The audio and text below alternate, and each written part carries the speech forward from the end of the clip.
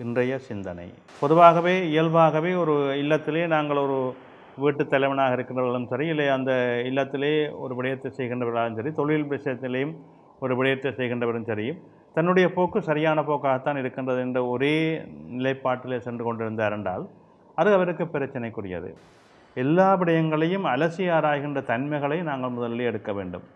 நாங்கள் செய்வது சரியா என்பதை நமக்கு நாமே கேள்வி கேட்க வேண்டும். மற்றவர்களுடைய விமர்சனங்களை கண்டிப்பாக நாங்கள் எடுத்துக்கொள்ள வேண்டும்.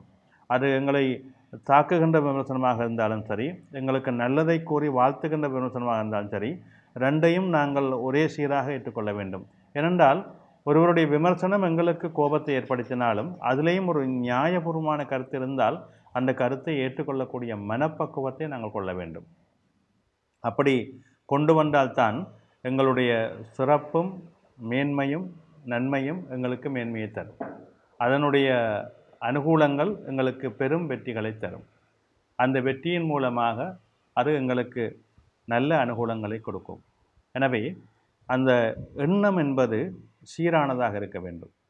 நாங்கள் செய்கிறது மட்டும்தான் சரியானது என்று நாங்கள் எண்ணம் கொண்டோமானால் அது எங்களுக்கு பல வகையிலும் துன்பத்தை கொடுத்துவிடும், பல வகையிலும் சிரமங்களை கொடுத்துவிடும், பல வகையிலும் கரைச்சல்களை கொடுத்துவிடும்.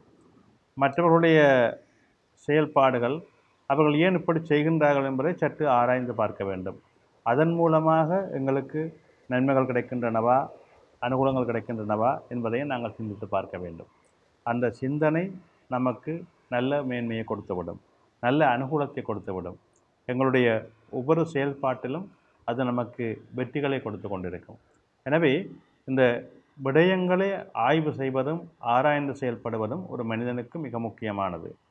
நாங்கள் செய்கின்றது சரி என்று நாங்கள் நினைத்தால் அதிலேயும் சில தவறுகள் இருக்கக்கூடும். பலருடைய 2, 3, 4, 5 என்று பலருடைய விமர்சனங்கள் இருக்கின்ற பொழுது எங்களுடைய தவறு சுட்டிக்காட்டப்படும். அதை உடனடியாக எங்களுடைய மனம் ஏற்றுக்கொள்ளாது.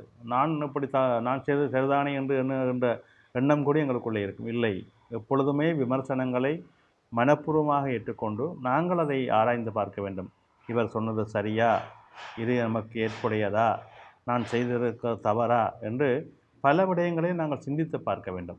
அந்த சிந்தனை தான் எங்களை மேன்மைப்படுத்தும், அந்த நடைமுறை தான் எங்களை நல்வழிப்படுத்தும். எனவே ஒவ்வொரு விடயத்திலும் நாங்கள் எங்களை சரியாக சீர்தூக்கி பார்த்து செயல்பட்டால் அந்த செயல்பாட்டின் மூலமாக நாங்கள் அனுகூலங்கள் பலவற்றையும் பெறக்கூடியதாக இருக்கும், வெற்றிகள் பலவற்றையும் பெறக்கூடியதாக இருக்கும். எனவே ஒவ்வொருவரும் எங்களுடைய மனங்களிலே நாங்கள் செய்கின்றது சரி என்று நினைக்கின்ற எண்ணங்களை முதலிலே நிறுத்தி கொள்ள வேண்டும். எங்களை பற்றிய விமர்சனங்களை சரியாக நாங்கள் அலசி ஆராய்ந்து பார்க்க வேண்டும். தவறுகள் இருந்தால் அதை திருத்தி கொள்ள வேண்டும். மனிதனுடைய இயல்பே அதுதான். எல்லா மனிதர்களுமே முற்றுமுழுதாக 100% சரியாக செயல்பட முடியாது. அவர்களுடைய செயல்களிலும் தவறுகள் இருக்கும், பிரச்சனைகள் இருக்கும், சிரமங்கள் இருக்கும். எனவே அதை இன்னொருவர் சுட்டி காட்டுகின்ற பொழுதுதான் அதை நாங்கள் சரியாக எடுத்துக்கொள்ள முடியும், அதை நேர்மையாக எடுத்துக்கொள்ள முடியும், அதன்படி நாங்கள் எங்களை மாற்றிக்கொள்ளவும் முடியும். எனவே விமர்சனங்கள் எங்களை உண்மையிலேயே பூரணப்படுத்துகின்றன, எங்களை நல்வழிப்படுத்த அவை எங்களுக்கு ஏதுவாக அமைகின்றது. அதை நாங்கள் ஒவ்வொருவரும் மனதை கொண்டு செயல்பட வேண்டும் என்பது மனிதருடைய தலையாய கடமையாக அமைகின்றது. நன்றி.